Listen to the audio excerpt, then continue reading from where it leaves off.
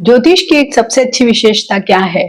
कि हर दिन ग्रहों के गोचर के अनुरूप आपके जीवन में बहुत बदलाव कोई भी ज्योतिषी आपको बता सकता है और इसी के साथ आपके जीवन में बहुत पॉजिटिविटी आती है। तो जैसे कि 8 मार्च को ही शनिदेव अस्त हो गए तो जीवन थोड़ा सा आसान हो जाएगा और उसके साथ ही 11 मार्च को बृहस्पति देव भी मार्गी होने वाले हैं लगभग 4 महीने के अंतराल के बाद। जब कोई भी ग्रह वक्री चलता है,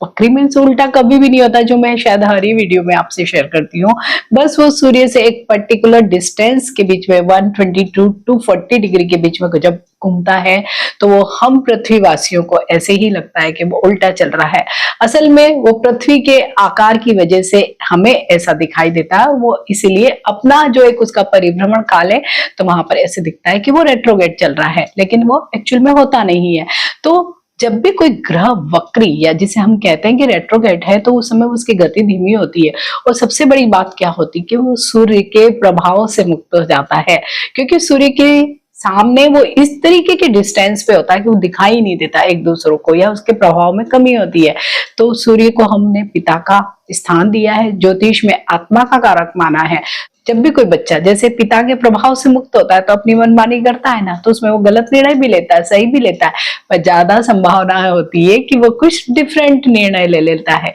जहां उस पर कोई भी प्रेशर नहीं होता है। तो बस किसी भी रेट्रोगेट स्टार का यही तरीका होता है फल देने का उस पर्टिकुलर रेट्रोगेट मोशन के समय में, कि वो अपने फल अपनी मर्जी से देगा। तो गुरु का भी बस यही, जो 4-5 महीने से जो समय चल रहा था रेट्रोगेट का, तो वहां पर गुरु, हालांकि गुरु एक इतने सोबर स्टार है कि कभी बुरे प्रभाव देते नहीं है, लेकिन गुरु हमेशा, जैसे कि टीचर, भले आपके जीवन में वो जरूरी नहीं कि एकेडमिक्स वाले ही टीचर हो, कोई भी टीचर आपकी लाइफ जो आपको कुछ सिखाता उसका तरीका डिफरेंट हो सकता है, उसका सिखाने का तरीका अलग हो सकता है। प्लस अगर राहु का भी प्रभाव अभी था तो बहुत ज्यादा गुरु भी इतना, जैसे होता है ना कि ज्ञान देना या दूसरे की मदद करना, वैसा नहीं कर पा रहे होंगे। तो बस ये रेट्रोगेट गुरु का सबसे बड़ा एक नेगेटिव इम्पैक्ट हमारी लाइफ पर होता है। प्लस अभी जब भी आप कुंडली देखते हैं तो कई बार आपने देखा होगा कि गुरु के आगे रेट्रोगेट लिखा होता है, शनि के आगे रेट्रोगेट लिखा होता है। तो अभी इन 4-5 महीने में जितने भी बच्चे पैदा हुए हैं वो सारे रेट्रोगेट गुरु उनकी कुंडली में लिखा होगा। तो वो कहीं ना कहीं आगे चल के भी उनके जीवन में थोड़ा सा तो अलग प्रभाव डालते ही हैं जब हम कुंडली का विश्लेषण करते हैं। तो अब 11 मार्च को बृहस्पति देव जब वक्री से मार्गी होंगे तो जीवन में डेफिनेटली बहुत सारी अच्छी चीजें वो करने वाले हैं, क्योंकि अभी जो वक्री गुरु की वजह से हम देश परिदेश के बड़े विस्तृत हॉरिजन में अगर हम देख रहे हैं तो बहुत चीजें खराब हो रही है। शायद जब गुरु मार्गी हो तो चीजें कुछ न कुछ तो सुधरेंगी ही, उनमें कुछ न कुछ इम्प्रूवमेंट अवश्य आएगा। और इसी समय में शनिदेव भी अस्त रहेंगे तो डेफिनेटली कुछ तो सिनेरियो चेंज होगा ही, होप सो। तो यहाँ पर तो मैं केवल राशियों की ही बात करने वाली हूँ। तो सबसे पहले हम बात करेंगे मेष राशि की। तो मेष राशि वाले लोगों के तो गुरु का अभी जो गोचर, क्योंकि मिथुन राशि, क्योंकि अभी बृहस्पति देव का जो गोचर हो रहा है वो मिथुन राशि में हो रहा है और मिथुन राशि में गोचर करने के कारण मेष राशि के तृतीय भाव में, यानी कि साहस पराक्रम के भाव में उनका गोचर हो रहा है। हालांकि थर्ड हाउस में बहुत बढ़िया रिजल्ट बृहस्पति देव नहीं देते हैं, क्योंकि वो बृहस्पति देव का नेचर ऐसा नहीं कि डेयर करो या ऐसा नहीं, उनका नेचर ऐसा है कि सलाह लो। तो इस समय में क्या हो रहा होगा कि आपको जब वक्री गुरु भी चल रहा होगा तो विशेषकर मेष राशि वाले लोगों को एक तो शनि की 7.5 चल रही है, प्लस सलाहकार सही नहीं मिल रहे होंगे। सपोज वो इन्वेस्टमेंट करना चाहते हैं तो उसने गलत सलाह दे दी, आपका पैसा डूब गया। स्टूडेंट्स को पढ़ाई के लिए किसी ने गलत सलाह दी, ये एग्जाम नहीं तुम ये एग्जाम दो, यहाँ ज्यादा तुमको अच्छा मिल सकता है, कैरियर अपॉर्चुनिटी अच्छी होगी, वहां आप गलत हो गए। कोई टैक्स वाला है आपका, कोई कंसल्टेंट, उसने आपको गलत सलाह दे दी, कोई डॉक्टर है आपका, उसने गलत सलाह दे दी। मीन्स हर ही जगह, या कोई इन्फ्लुएंसर ही है, उसने भी अपनी रील में कुछ बोला, आपने उसको फॉलो कर लिया, आपकी लाइफ में कुछ गड़बड़ हो गई। मीन्स तीसरे भाव से जिन जिन चीजों से हमें प्रॉब्लम आ सकती वही चीजें हमारी लाइफ में हुई। तो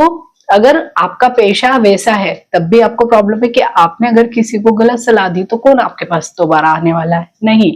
तो अब आप जो भी आपका काम अगर सलाहकार का है, कोई एकेडमिक्स में आप है, टीचर है, या आप कोई ट्रेवल इंडस्ट्री में है, या मीडिया से रिलेटेड है, या इन्फ्लुएंसर है, तो आप अब जो काम करेंगे वो ज्यादा अच्छा होगा, आप दूसरे लोगों को ज्यादा हेल्प कर पाएंगे। साथ ही यही से हम छोटे भाई बहनों को भी देखते हैं, तो जब भी गुरु वक्री होते हैं तो हम बड़े, जैसा होता ना कि थोड़ा गंभीरता होनी चाहिए, थोड़ी मैच्योरिटी होनी चाहिए, वैसा नहीं हो रहा होगा आपसे अभी, तो आपके रिश्ते अभी छोटे भाई बहनों से खराब हो रहे होंगे, तो वो अब आपके बहुत बेटर होते चले जाएंगे। आपकी कम्युनिकेशन भी अब अच्छी होगी, अभी आप थोड़ा ट्रिकी बोल रहे होंगे, अब थोड़ा सॉफ्ट और अच्छा बोलेंगे। साथ ही अब आपकी थोड़ी धार्मिक यात्राएं भी होंगी, धर्म में भी थोड़ी रुचि बढ़ेगी आपकी, क्योंकि जब वक्री गुरु होते हैं ना तो हम थोड़े तर्कवादी हो जाते हैं, बहुत तर्क वितर्क करते हैं, तो धर्म में तर्क नहीं चलता है ना, जैसे हमें पता है, तो वहां विश्वास चलता है, तो अब आपका वो विश्वास फिर से वापस आ जाएगा आपके अपने धर्म में। वहीं पे गुरु की दृष्टियों की बात करें तो एक सप्तम पर दृष्टि थी जो वैवाहिक जिंदगी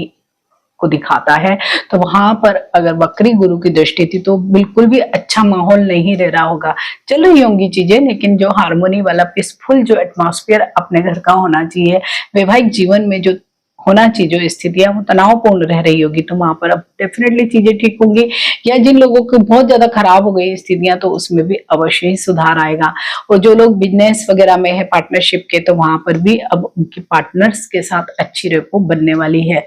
वहीं पे गुरु की जो एक दृष्टि पड़ रही है वो नवम भाव भाग्य के भाव पर पड़ रही है, तो अगेन यहाँ से हम धर्म को देखते हैं, पिता को देखते हैं, लंबी दूरी की यात्राओं को देखते हैं, और साथ ही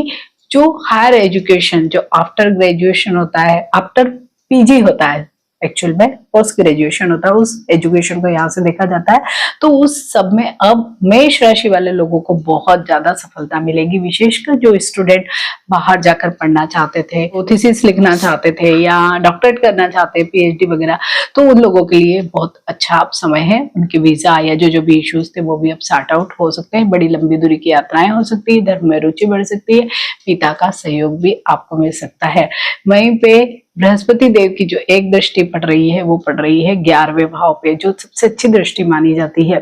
कि आपकी इच्छाओं में फिर से बहुत वृद्धि होगी, और जब इच्छाओं में वृद्धि होगी और वो भी पॉजिटिव इच्छाओं में वृद्धि, तो क्या होगा, ज्यादा उद्यम करेंगे, ज्यादा काम करेंगे, ज्यादा पैसा अर्न करने वाले हैं। मित्रों से आपके अभी तक जो संबंध चल रहे होंगे वो तनावपूर्ण रह रहे होंगे, या उनसे मिलना आपका मन नहीं हो रहा होगा, या कुछ ऐसी बातें हो जा रही होंगी बहस वगैरह कि आप को उनका साथ नहीं अच्छा लग रहा होगा। अब आपकी अगेन फिर से मित्र मंडली जमने वाली है, फ्रेंड सर्कल के साथ आप घूमना फिरना करेंगे, तो मतलब कुल मिलाकर अगर हम देखें तो बृहस्पति देव का ये जो मार्गी गोचर है जीवन में बहुत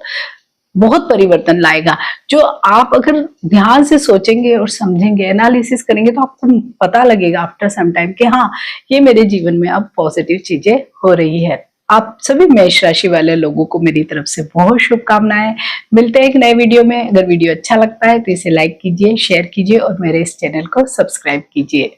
नमस्कार।